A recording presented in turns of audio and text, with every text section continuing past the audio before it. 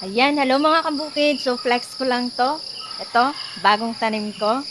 Kung nakikita nyo, parang damo lang, di ba? Sa inyo mga kabukid, anong tawag po dito? Ito po ay hinahalo sa sinigang, sa tinola, ganon, sa mga sabaw-sabaw na mga dish. Ayan o. So, dito sa amin mga kabukid, tinatawag po ito na likway. So, yung pinakakatawan niya is parang malunggay lang po.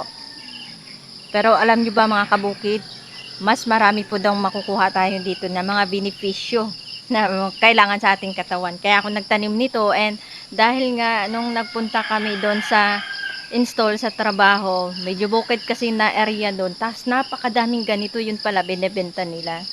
So ang ginagawa ko, humihingi ako ng ganito, yung sanga, at tinatanim ko. Ayan, di ko akalain na magtubo pala, oh. Bali, 4 na puno po ito. Yun, oh, nakakatuwa lang mga kabukid, no? So, maya-maya lang is matatalbosan na natin ito.